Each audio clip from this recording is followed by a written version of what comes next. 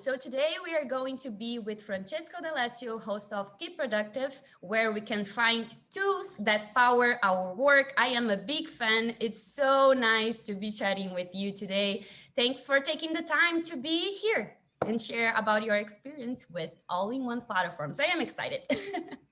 Yeah, it's going to be fun. Thank you for having me on, Gabriela. I appreciate it. So first, a curiosity of mine. I see that you test many platforms and tools every day. Do you keep track of how many platforms, applications you've tested? No, it's there are so many on the list, but I think the latest statistic I had was that I'd done over 1,000 videos in 4 years on YouTube. So yeah, there's probably a fair amount on that list. I'd probably say about 200 apps in total, maybe I've checked out. Yeah. Wow. But there's so many out there that I think it's because it's almost like every single one hits about 80% of the criteria, and they do it in a different way. So every time somebody sees a new market opportunity and you know, like there's money there, so it makes sense for them to create one, of course. Sure. And right now, productivity apps are growing more and more every day, especially like in this situation that we are right now, working from home and building systems online. And do you think there's more productivity apps nowadays? Yeah, 100%. I definitely saw a huge rise in the sort of summertime of last year. It's almost like, it's strange because a lot of apps that were out there decided to, you know, begin actually marketing that they were remote work applications, which they never did before. But now there's just a huge spike in new applications, whether that's task management. I would probably say project management has had the biggest spike in tools. You'd think that there would be enough project managers out there, but I would say at least 10 that I know of have sort of entered the market and have started to gain a lot of traction. So it's good news because people that may be watching this have a lot of options to choose from. But at the same time, it can be very daunting because one of the biggest problems I think people find is that they might join a project manager. 1 week later, somebody recommends another one. Yeah, and you go, oh, that's quite nice. That fixes some of the problems. It's always nice. That's the problem. Yeah, it is. And I think one of the things that I try and do is make sure people that when they choose one, they stick with it. Because it does take a lot of effort and time to move to another one. So yeah, that's my goal.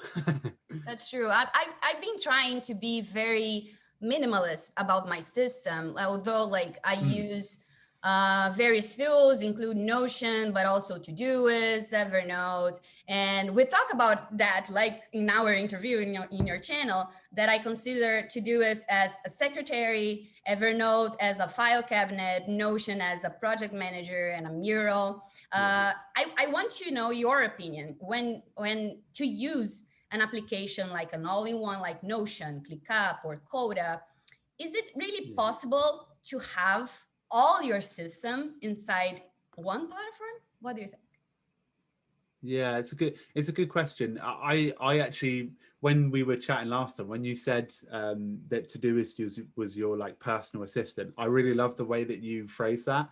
I actually pinched it a couple of times and said I really love that, like the wording of that it's like somebody is up here and it seeps through to your sort of main project manager like Notion.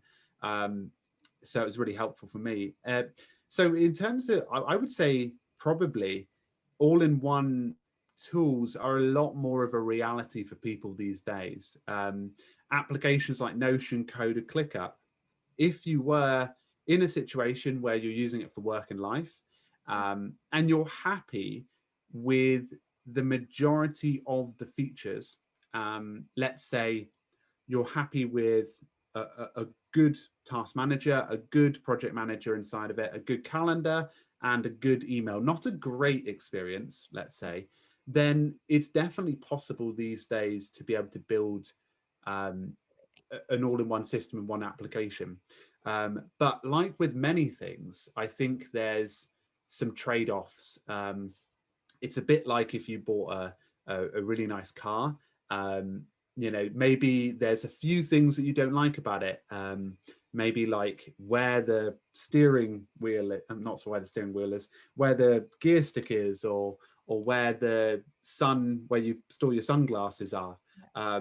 So sometimes if you're happy with the smaller things being a problem, then all-in-ones can be a good solution to that. But it's when you find yourself looking at other applications on a regular basis is when an all-in-one might not be suitable for you. Because like you and me, we don't go with an all-in-one necessarily. We go with maybe 2 or 3 apps. And normally these days, I tend to recommend 3 main apps: a calendar, a note taker, and a task manager. I think that's what David Allen recommends. Yeah, that's exactly what I do too. I think it's like the essential. Yeah, that's it. It's like the sort of the toolkit on the belt. It's what you need to get things done. But I guess a lot of people these days are much more comfortable with having their calendar, note taker, and task manager in something like ClickUp, Notion, or Coda, or the many hundreds. Yeah, like, and one thing that I always hear is that it's to build a habit to look to one app, like look Todoist or Google Calendar. For a lot of people, it's hard to build this habit of checking the app. And if you have Yeah. many apps, you will need to check them more often. So for a lot of people like us that we have like work with time blocks and we know exactly when we're going to access Notion or Todoist or Evernote and for what we need, but most of people don't have this notion. So No. I think all-in-one comes in a benefit for that because it's only one place that you can check, right? Yeah, that's it. It's definitely a benefit. I think even the app developers, like even at ClickUp, they're focusing more on their mobile experience because people are very much mobile first, and some of these all-in-ones need to be mobile first, and they seem to be doing a good job of it.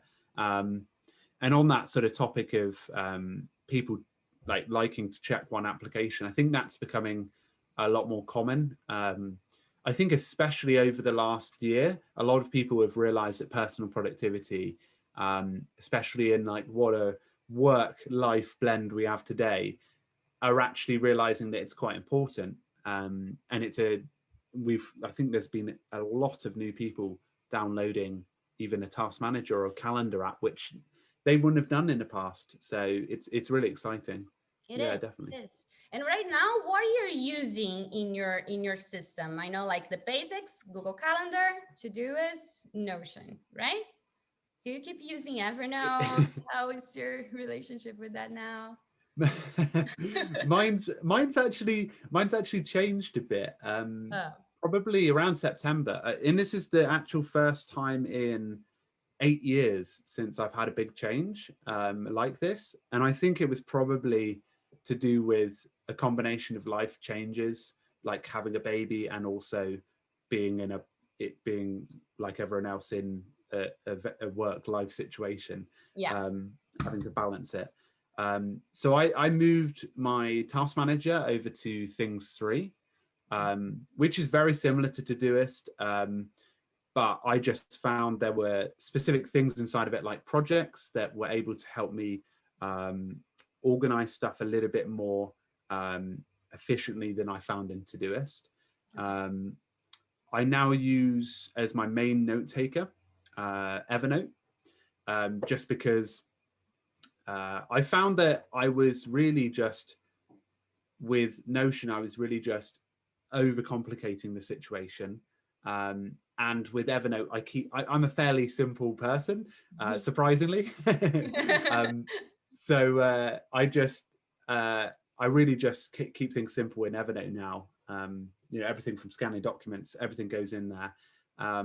And I use Notion alongside that, which I use for work mainly, a bit like yourself, like project management, collaborating with another editor that I'm working with, my friend Stephen, who we use it to sort of plan videos and things like that. Right. So it's actually surprisingly basic compared to many other people's setups, but I think sometimes that, like you said, digital minimalism approach of stuff can provide a lot more clarity. I think I was realizing I was using Notion too much, I could have combined my use of Notion inside of Evernote. And that's when I realized, am I just using it for the sake of using it?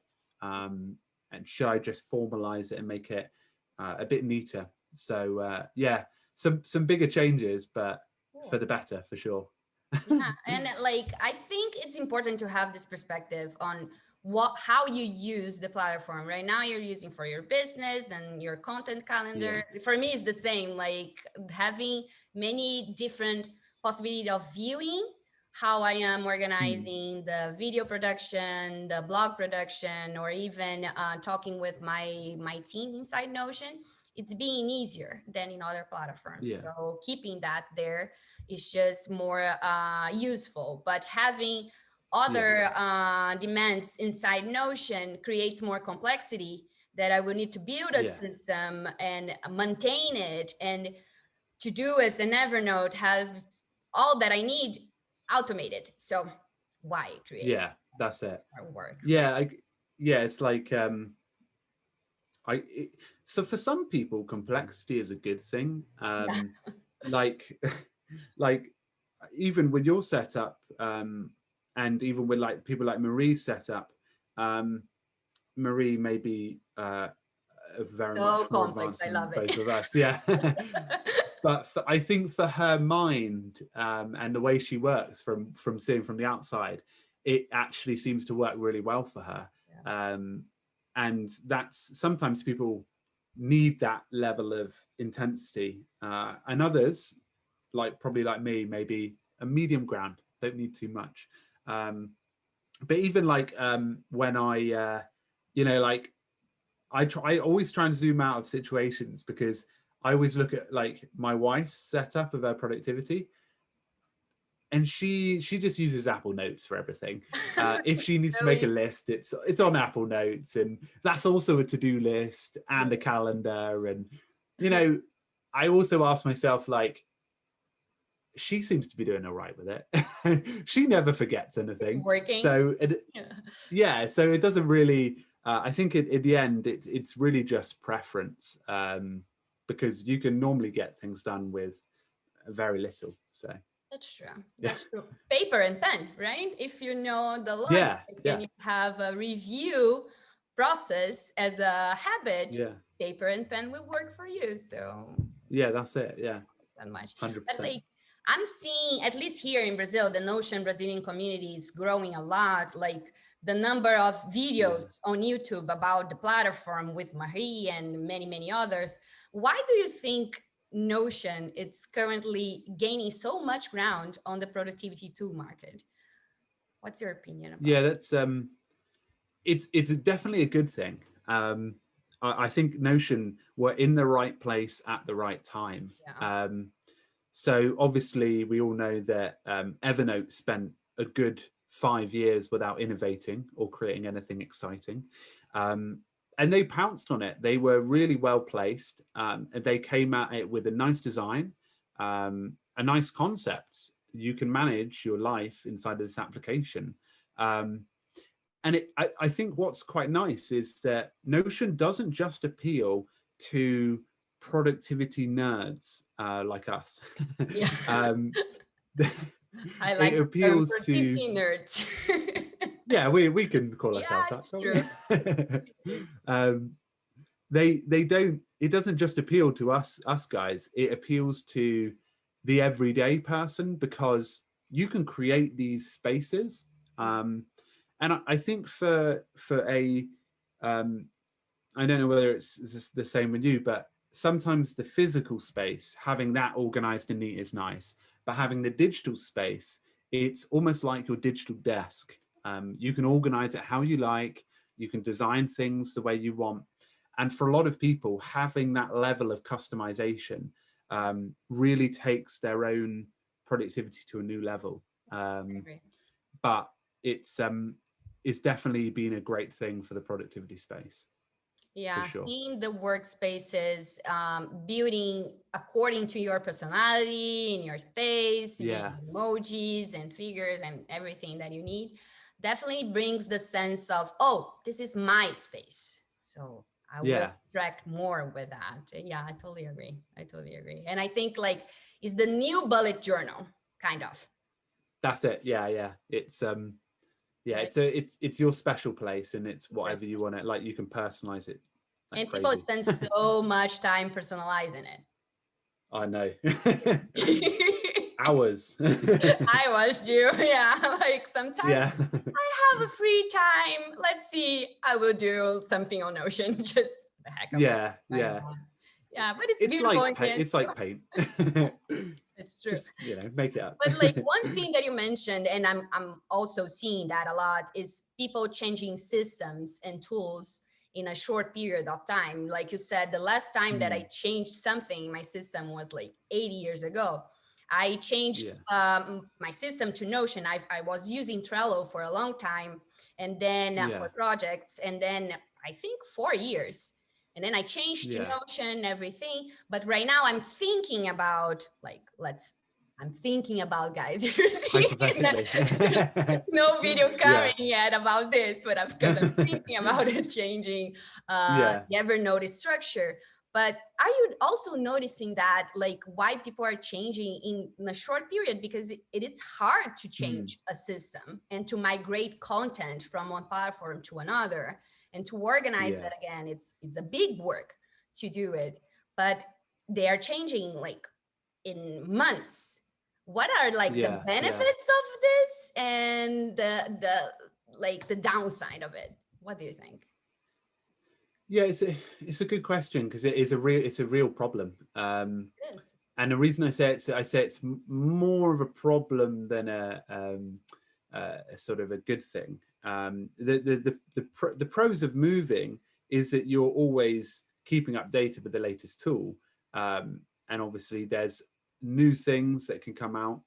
But the cons probably outweigh the pros. I think if you're not in a position to change, sort of your like if you're in a position like move it's a bit like it's a little bit like moving house.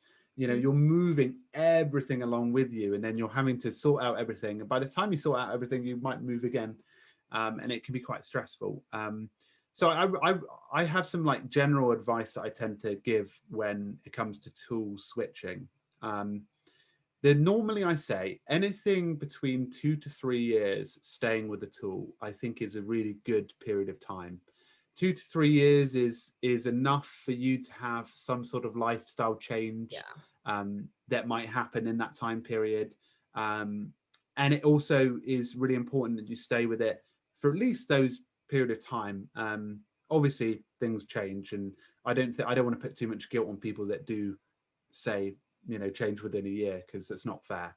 Um, but I normally give 3 steps when people go about tool switching. So the first is research. I think research is really fundamental. A lot of people, when they find a tool, they go, "Oh, that looks good. Shiny syndrome. I'm Yeah. going over to it now." They make a very fast decision. And I think spending time on research, looking at the company values, looking at the security and privacy aspects, looking at whether it actually meets your needs, and sometimes even writing a list of your needs down, things that you desperately want in this application, things that you won't compromise for, and things that you're happy to compromise for. So giving yourself even like a 2 to 3 week research period of time can help you. So that's normally the first step. The second step is if you, for example, you find one and you're really happy with it, you think, brilliant, this is might be the app for me. Give yourself a 90-day trial period. That's 3 months. It's enough time for you to work out the application, set it up, and start moving forward with it. The reason I say 90 days is because if you get to the end of the 90 days, and I recommend you do all of the 90 days, because it will help your research step of the process. If when you do all of the 90 days, you can sit down and you can have a bit of a review, and you can say to yourself, okay, how did I get on? Is this suitable for me? And do I need to opt out? Because after 90 days, you could actually just get, okay, this is a comfortable time. I'll find another very similar application. But after the 90 days, you'll find out what your problems are. You'll be able to say, right, the can ban, or I need this view, or my team hated this aspect of the application. Then you actually have some tangible problems that you can go to the next application and solve. But the big but is try your best to have done the research beforehand to solve that. But maybe, it's dependent on how that experience goes. And the third and final step is to optimize. So let's say after those 90 days, you're actually really happy with the app, and you're like, okay, let's do it. Let's go in. My biggest recommendation is to start optimizing it. So this is not just looking at your productivity framework, if that's GTD, or time blocking, and also the actual feature sets of the tools, is to optimize both of them. Optimize the framework, how you set things up, your workflow, and then optimize all of the features inside of the tool, because that will make you stay longer. That is the difference between 1 year and 3 years. If you're using an application very surface level, or you've not set it up to your workflow, the chances of you seeing another application will be high.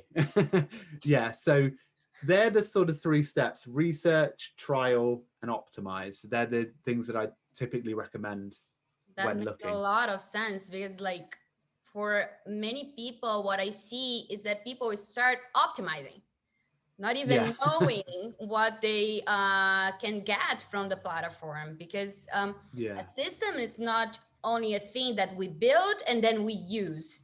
We are using, and it's growing because of that use. So at least 3 months is something that it's time to understand, I like this kind of view, or I prefer lists, or I prefer cards, or my team needs that, or I need to see a filter like this one. And it's not something that we have when we are building it, right? No, that's it. I think you're right in saying that. Having this. You're definitely right in saying that. Like the people tend to get the steps mixed up. Like you said, they optimize from day one. That's their first step, and then they trial it. But really, the research will help you to not optimize last, really. It's like a skeleton, isn't it? Like the bones are the core foundation or a building. Even the building foundations are really strong, and once you have that, you can build up and and when you have the foundation, you can you have more security if you need to change the system, if you need to change the platform, or if you need to migrate content. And that, I think that's the core of the organization on apps, right? You need to have need to think about your structure before going and design something, especially inside Notion or a platform like an all-in-one, right? Yeah, definitely. Yeah. Especially these days, there's a lot to do. But when you do get to optimize, it can be quite fun. It can. Which is good. It will take a lot of time, but it's worth it. Oh yeah. Hell. And I've seen the last year, many companies went remote for the first time. And we know that the system, it's a process, and that it's important for everyone to have easy access to information right now. asynchronous communication, it's getting like more space, and that's why we need digital workspaces. The thing is, the term all-in-one has totally dominated the corporate world, like work systems, many people professional life. And as an expert on tools and testing many tools that like you did, what do you recommend? Like if you are starting a system, you said like this research and test, but for a company that have all these possibilities for workspaces, what do you think is recommended? Like research about this, because the research is a big part. You mentioned like 3 weeks, but for a company, sometimes it's researching about your field or what the market is using. Do you have any tips for that, for companies that are looking for all-in-one platforms? Yeah, definitely. I'm actually putting together a bit of a course of this for in a couple of months' time, because it's such a massive topic. But normally what I say is, if I get, say, an email from somebody in a team that's looking for their, they want to get organized and all that, I normally say, okay, number one, what have you tried in the past? The main reason I say that is because 90% of the time, people have tried one or two applications, or they've sort of gotten started with an app and have had a bad experience. So I normally say, okay, so make a note of all the ones that you've tried in the past. Then I say, number two, what are your team's core problems? What are the things you're trying to solve with your project manager? Is it that you need a robust way to be able to see customers and the relationship between them, but also be able to make tasks from those ones there? What's your main problem? And the main reason I ask that is because people tend to say, I want this feature, I want that feature. And normally if you reverse it, ask them what problem they're facing, what they want to do with the tool, they tend to find a solution inside of a tool out there like CRM to be able to utilize that. So sometimes when they start with the problem, it's actually quite good. And then what I normally say is, I say, number three, like it's normally about their sort of expansion needs. So if they are growing as a team, are they going to be sort of the same sort of numbers? Because that can have quite an impact on things like budget and things like whether the platform is suitable for them. So once I work out those sort of questions, I sort of tend to give my own recommendation. It's quite hard because obviously that it's going to be different. Because, for example, if somebody's tried Asana, they haven't got on with it, then I'm not going to include that in the next steps. So it's really those three questions. Like the first one is, what have you tried before and why didn't you get on with it? The second one is, what are your company's problems? And the third one is, like, what does the next couple of years look like for you? Because that will determine how long you stay with the tool, especially if they're sort of looking to integrate things as well, like their CRM with their task manager, etc.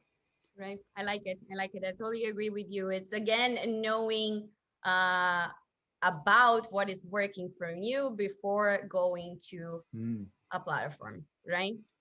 Yeah, definitely. Yeah. And like, since you're using Notion for your business, can you show a little bit? We're always curious about systems, so yeah, God, love yeah. a tour. So I keep mine. So this is the Keep Productive workspace. I really keep mine quite with the team quite simple. So as you can see here, there's a pillar for content, a pillar for admin, and a pillar for external stuff. So with content, we organize the content calendar, which is just me and our lovely blog editor, Alice, who put together the pieces. I brief her here. It's quite a simple table: title, release date, topics, and things like this. And then we check things off when I've gotten around to check them. We used to have a really old school one, but it was a lot more sort of more long-winded. So we've had very much different versions of it, but we stuck with this one for at least the last year and a half. I see that you are a table team. You like tables. Yeah, I like tables in this situation, but actually I like the boards and the calendar view a lot. So this is where I spend most of my time, is the video calendar. So for the YouTube side of stuff. So this is how I plan all of the videos for future.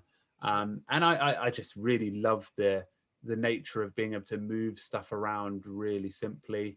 I have a fair amount of filters. I really just stick with this one here though. But the filters help me to just narrow down and I see what exactly you're using the filters more for the format or the media that you're going to use, like Instagram or... Yeah. So I do have a few different formats because we have like 2 channels now. I've got like a channel, one for the channels, and then trying to sort of separate them with that. I probably need to do a better job of here, but because we do most of our stuff on YouTube, we keep it quite simple with this. Inside of here, I make little notes to myself, but to be honest, they're not really that complicated. But we do have a fair amount of properties, things like who's it's assigned to, the sponsor, and I have that as a relational database with the sponsorships, right. And then an editing deadline. So this is where we, so if I go over to editing, so this is more for, cool. Yeah, the new timeline view. It's lovely. So this is more for my colleague Steve. I tend to plan his videos out that he has to edit using the timeline view. I quite like it. I've got a couple of filters set up, like because it's actually linked with the main video calendar. Okay. It's anything that's assigned to him. On using the timeline to see the process of edition. I like it.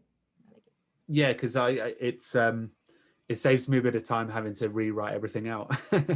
And then anything that sort of meets those criteria pops up here. And I just have a simple sort as well, so that you can see it chronologically and what he's going to be working on.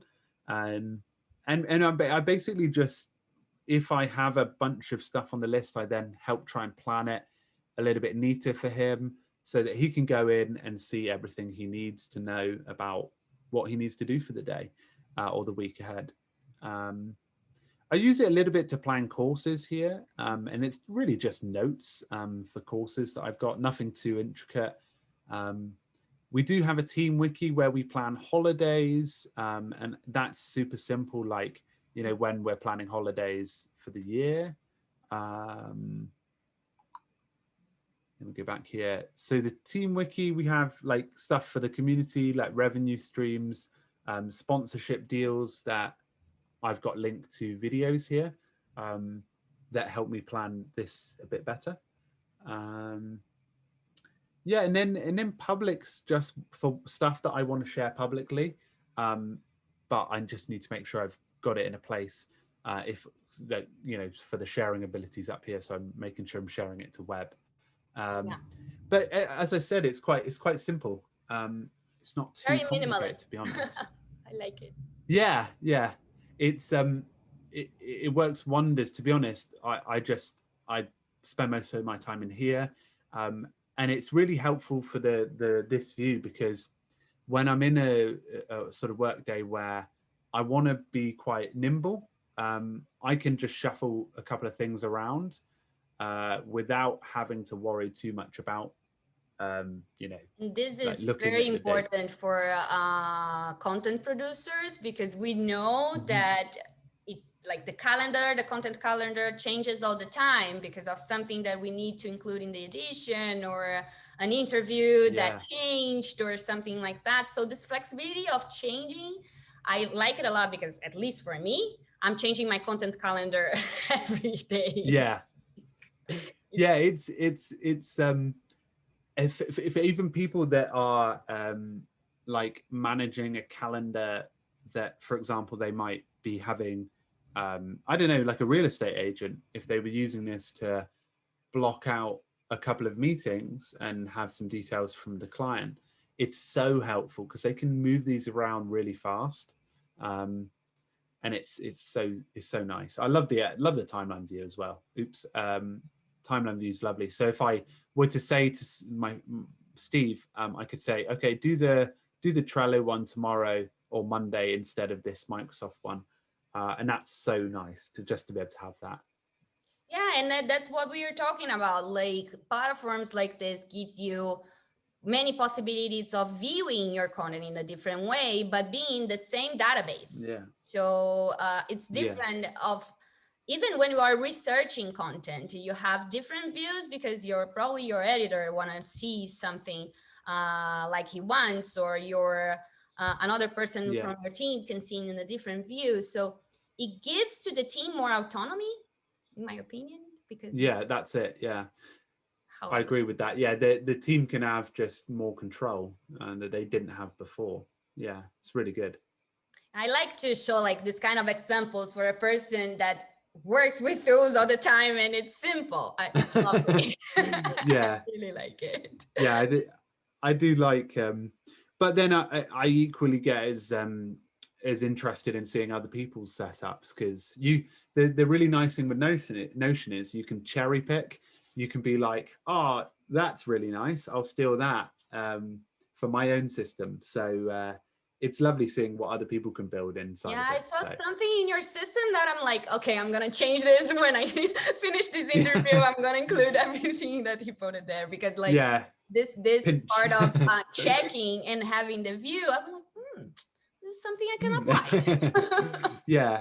It's definitely pretty cool. So I have so many questions that we keep I can ask you about this, but for today I think it's enough. A lot of insights for people to use all-in-ones, and to end how people can connect to your work, your community.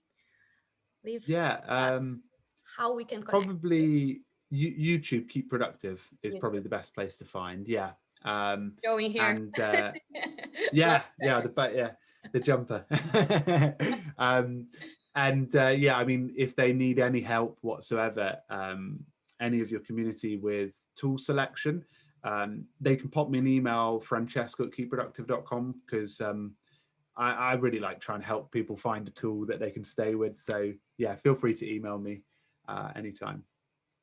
That's totally agree, because I am one of these people that ask you all the time. Very rewarding. So thank you so much, Francesco. I got great insights, and I hope people will get it as well. And well, doors always open for you to come back in this channel. And the same. Very grateful. Definitely. Thank you, Gabriela. That was really See you the next really time. good. Bye. Definitely.